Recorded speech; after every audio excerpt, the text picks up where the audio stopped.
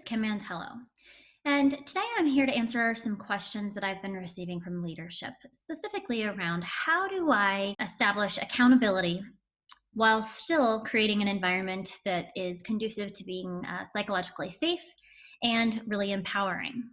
So, today I'm going to talk to you about three different leadership books that I highly recommend to all leaders.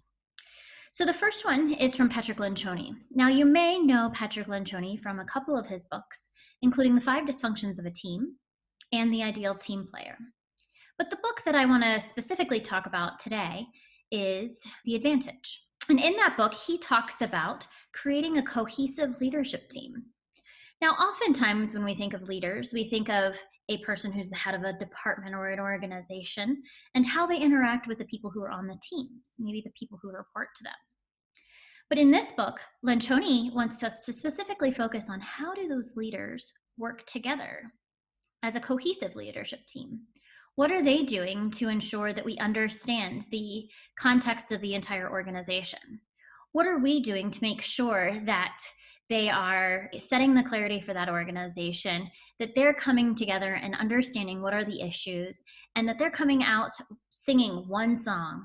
And Tony specifically talks about how do we bring that leadership team together so that they're building trust and that they're focusing on the issues at hand instead of just going through this round robin of let's talk about these random topics.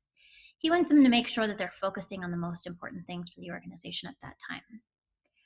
Once they have the ability to really understand and to work together as a cohesive leadership team, then they have the ability to set clarity for the organization. What is it that the organization is actually trying to accomplish? And what are those top priorities? So these are some of the things that we take specifically out of the book, The Advantage. The next book I want to talk about takes from that book of The Advantage in Setting That Clarity and is from John Doerr, and it's called Measure What Matters. If you like audiobooks, this is a really great one to listen to because many of the people who are featured in the book actually are telling their stories. So in Measure What Matters, John Doerr specifically talks about objectives and key results.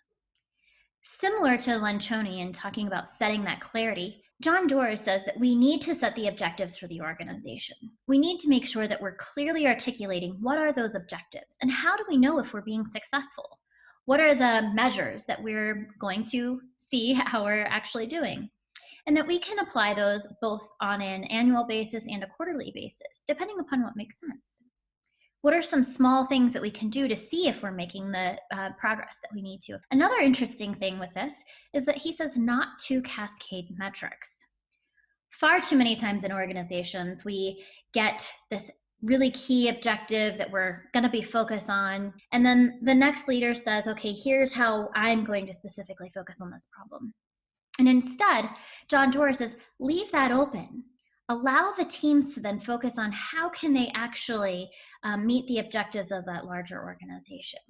Because if I just continue to slice away at those objectives based on how far down I am in the organization, I'm going to have a much more narrow focus.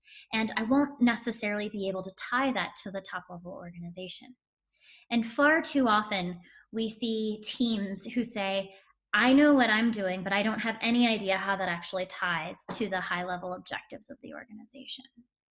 So we want to give them the ability to come up with what are they going to do to create objectives and key results that apply to them, where they can actually meet the goals of the organization. The third book is by Liz Wiseman, and it's called Multipliers. And this is a very interesting book where she talks about getting 2 times the capability out of teams. One of the multipliers that she specifically says to use is to extend challenges. So if we understand clarity from our leadership and we have those objectives and key results that we know that we're trying to meet in order to hit our objectives, we can ask the team, what can we as a team do in order to meet those objectives? So challenging the teams to come up with what they're actually going to do. And then instilling debate. So creating that healthy conflict and allowing them to talk about what they can do to specifically address those things.